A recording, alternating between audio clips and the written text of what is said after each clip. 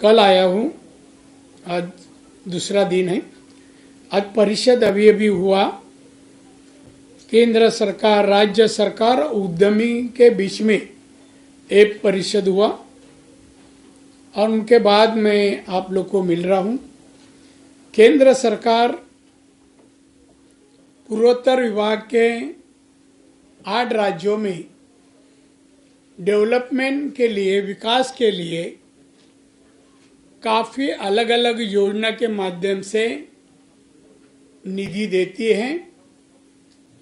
पिछले साल में 22-23 ये साल में पूर्वोत्तर 8 राज्यों के लिए 76,000 करोड़ जो फंड दिया है, उसके मुताबिक जो योजनाएं हैं वो योजना का अमल किस तरह से हो रहा है, इसके बारे में जानकारी लेने के लिए मैं त्रिपुरा आया था। त्रिपुरा का पर कैपिटा इनकम 1,25,000 है। देश का पर कैपिटा इनकम 1,80,000 के ऊपर 2 लाख के करीब है। केंद्र सरकार चाहता है कि कोई भी राज्य का पर कैपिटा इनकम देश के पर कैपिटा इनकम से कम नहीं होना चाहिए। इसलिए हम अलग अलग योजना त्रिपुरा के लोगों को, यूथ को देकर या उद्यमी तैयार करना, रोजगार निर्माण करना, पर कैपिटा इनकम और जीडीपी बढ़ाना, यहाँ के जो प्रमुख जो उत्पादन है उसका एक्सपोर्ट करना। हमारे पंतप्रधान माननीय मोदी साहब भारत आत्मनिर्भर होगा इस तरह की घोषणा दे चुके हैं। तो आत्मनिर्भर भारत में आत्मनिर्भर त्रिपुरा हो, इस कोशिश में हम लगे हैं। और जो हमारी योजनाएं यहाँ आती है उसका अमल किस तरह से हो रहा है, किस चीज़ की कमी है, उसकी जानकारी भी पत्रकार मित्रों से मार्गदर्शन के स्वरूप में ली जाए, इसलिए मैं आया था। परिषद हो गई, अभी आप लोग का मार्गदर्शन लेने के लिए मैं बैठा हूँ। आप अपना मार्गदर्शन या एक क्वेश्चन पूछ सकते हैं।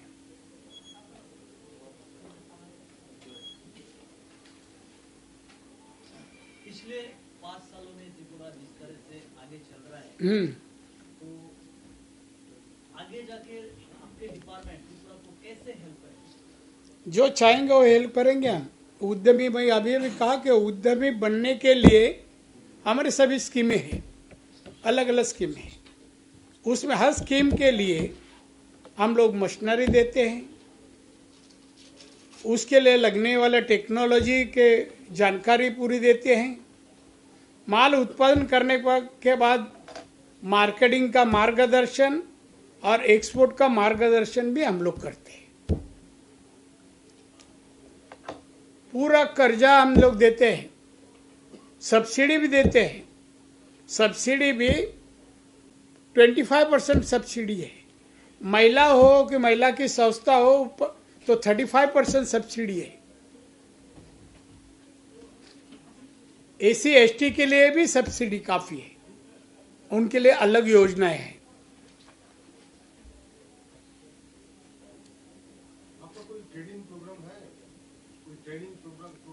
है ना, उसके लिए हमारे अधिकारी है, वो राज्य सरकार के साथ मिलकर ये सब ट्रेडिंग बोलो, प्रशिक्षण बोलो, मार्गदर्शन सब करेंगे। उसके लिए इवेंट भी करते हैं, इवेंट भी करते हैं।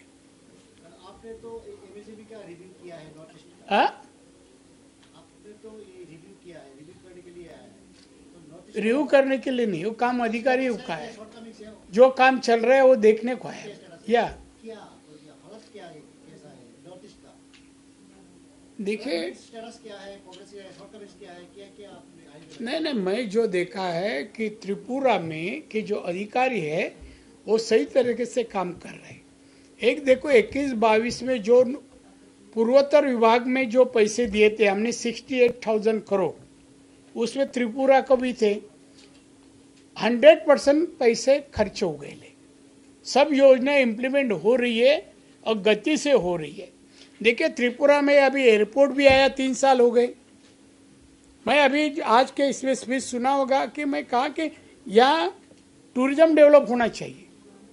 ऐसे बहुत दुनिया में कंट्री है कि खाली टूरिज्म मेन बजट का हिस्सा बन जाता है। गोवा देखो 95% टूरिज्म के ऊपर डिपेंड है। उसी त्रिपुरा गैस और बाकी ये तुम्हारे बाम्बू ये वो, उसमें टूरिज्म अच्छा तरह से प्लानिंग किए। अभी देखो देवी का मंदिर है, आज देखो तमिलनाडु उधर इसको अपना क्या भगवान तिरुपति में कितने लोग जाते हैं। एक मंदिर में पूरा साउथ के में टूरिज्म जाते हैं। वैसे त्रिपुरा भी आ सकते हैं देवी दर्शन के लिए। उसके लिए आवश्यक एयर की व्यवस्था, सड़क की व्यवस्था, होटल, ये सब जो टूरिज्म के लिए लगता है नीड है, वो पूरा करने के लिए मैं सरकार को कहा, मुख्यमंत्री और चीफ सेक्रेटरी अधिकारी हमारे सबको कहा, वो उस तरह का प्लानिंग कर रहे हैं अगले 3 साल का। हाँ, अभी टूरिज्म में भी इको टूरिज्म आता है। उसके लिए खास क्या है, देखिए टूरिज्म जो है ना, उसमें इको टूरिज्म एक पार्ट है, फॉरेस्ट टूरिज्म भी एक पार्ट है। तो वो टूरिज्म के अंदर ही आते हैं। जब टूरिज्म को प्रोविजन करेंगे तो इनका डिमांड आएगा त्रिपुरा से को हमें इको टूरिज्म के ये स्कीम के लिए हमें वह 5 कोटी दो, 10 कोटी दो, तो हम लोग देंगे, विचार से करेंगे। सर पिछले 5 सालों में त्रिपुरा को आपके डिपार्टमेंट ने कितने इन्वेस्ट किया, ये कोई हिसाब नहीं? क्या किया? कितना टोटल फंड दिया है? फंड है 5 साल का, ये नहीं है, मैं आप तक पहुंचा दूंगा। आपका कार्ड दीजिए, ऐसा 5 साल में कितना दिया, ये दिया, ऐसा ना। क्या हो गया अभी तक जो हुआ है 8 सालों में हमारे सरकार ने जो फंड दिए, अलग अलग योजना दिए, उससे जो फर्क पड़ा है, इसलिए 1.25 लाख तक पहुंचा है पर कैपिटा इनकम। नहीं तो सब लाख के अंदर ही थे। तो मैं समझता हूँ काफी फंड दिया है और अलग अलग स्कीम में पैसा आता है, एक ही इसमें नहीं। अलग अलग हमारे एमएसएमई में काफी स्कीम है, केवाईसी में है, खादी में है, पंत प्रधान की पीएमईजीपी में है फंड, अलग अलग योजनाएं है। तो इसमें सब में मिलके फंड आता है। कुछ 4 करोड़ सर हमारा सिर्फ पीएमईजीपी में इन द लास्ट 4 इयर्स। आपके क्वेश्चन को डायरेक्ट आंसर मैं दे रहा हूँ सर के माध्यम। देखिए ऐसा मत डायरेक्ट कौन से क्या होता है, फिर उन लोग बजट पूछते रहे, वो क्या, ऐसा थोड़ा होता है। तुम डेवलपमेंट देखो, उसके ऊपर तुम बोल सकते हैं ना। पर्टिकुलर क्या डिपार्टमेंट का डिबेट थोड़ा है। जी सर। नॉर्थ ईस्ट में कौन सा स्टेट अब बहुत अच्छा किया है, टॉप क्या है एमएसएमई में? नॉर्थ ईस्ट में तो एक स्टेट है, इसमें से कौन सा स्टेट अब बहुत अच्छा किया है? बहुत अच्छा क्या है ये एमएसएमई 8 सेक्टर? स्टेटों में भारत स्टेट में कौन सा स्टेट अभी नंबर 1 में डेवलपमेंट के एमएसएमई प्लानिंग के लिए? देखिए एमएसएमई का मेन बेस यह है कि एमएसएमई का मतलब है माइक्रो स्मॉल मीडियम इंटरप्राइजेस। हम ज़्यादा करके जैसे छोटे जो है माइक्रो में उद्यमी बनने चाहते हैं, उनको हम 1 लाख से 50,000 से 1 लाख से 1 करोड़ तक का लोन देते हैं।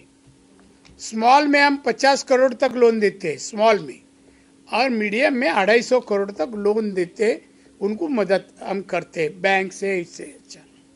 फिर बाद में उसमें भी अलग अलग योजनाएं जो सपोर्ट करती है। तो हम अभी तक ज़्यादा आप देखें तो आसाम में कितनी स्कीमें आज चालू है, सिक्किम में देखो चालू है। Sikkim per capita income 4 lakh के ऊपर है, 4,03,000 है आज की तारीख में।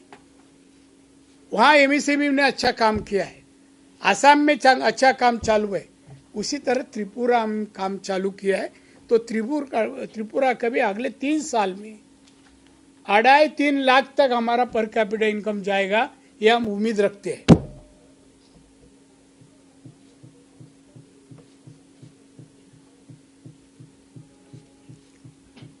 There are no more questions, then हम लोग we can call sir. We are really thankful आप यहाँ पे आए हैं। नहीं, मैं एक मिनट, मैं आप समारोह मत करो, मैं शुरू किया एंड भी मैं ही कर देता हूँ। पत्रकार मित्र हो, हमारे डिपार्टमेंट, ये तो भारत सरकार, केंद्र सरकार, माननीय पंतप्रधान मोदी जी, इन्होंने हमें सभी कैबिनेट मंत्री को कहा है कि आप 8 राज्यों में जाइए और वहाँ का विकास के लिए डिपार्टमेंट का उपयोग करिए। इसलिए हम आए और बार बार आते रहेंगे, हमारे स्कीम का इम्प्लीमेंटेशन यहाँ करेंगे। हमारे पंतप्रधान आत्मनिर्भर भारत बनाने जा रहे हैं। 8 साल में उन्होंने देश के लोगों के लिए 30 योजना अभी तक घोषित की। आपको मालूम है ये साल में 80,000 लोगों के लिए, गरीबों के लिए अनाज घर पहुंच अनाज करने का योजना जाहिर किया। उसमें 2 लाख करोड़ का खर्चा है। ऐसी 30 योजना है। गैस की घर पहुंच गैस की योजना, महिलाओं के लिए घर तक पानी पाइप से पहुंचाने की योजना, ऐसे 30 योजना है। वो 8 साल में पंतप्रधान जी ने भारत आत्मनिर्भर बनने के लिए दुनिया में अमेरिका, चीन के बाद आर्थिक क्षेत्र में तीसरे क्रमांक में भारत पहुंचने के लिए हमारे पंतप्रधान जी का और उनकी टीम जो हम लोग है, हमारी कोशिश उसमें लगी है। मैं इतना ही कहूँगा, इसमें आप लोग मार्गदर्शन भी कर सकते हैं। क्रिटिसाइज करने का तो हक तो मीडिया ने आपको दे दिया है। मैं कुछ ना नहीं कहूँगा, मगर अच्छा को अच्छा कहना इंसानियत का धर्म है। तो मैं चाहता हूँ हमारे पंतप्रधान जी, हम लोग जो कर रहे हैं अच्छा आपको दिखाई तो लोगों तक पहुँचाइए। ये क्यों कर रहा हूँ कि अभी चुनाव आ रहा है, यहाँ चुनाव होने जा रहा है। तो ये चुनाव में हमारी भारतीय जनता पार्टी की सत्ता है, फिर सत्ता आ जाएंगे तो हम आपको दिखाई देंगे और इससे स्पीड में काम करेंगे। तो ये हमारे विचार, हमारा काम, कार्य, पंतप्रधान जी का काम लोगों तक तो पहुंचाने की विनती करता हूँ। और मैं आने के बाद आप आए, हमारे विचार, आपके विचार मैं सुना। Thank you very much. जय हिंद। यहाँ विचार हाँ हाँ, कैंपेनिंग को सीएम बुलाएगा, मैं आऊँगा, जरूर आऊँगा। अभी क्या हाँ, ओके, थैंक यू। चलो बाय। भाई साहब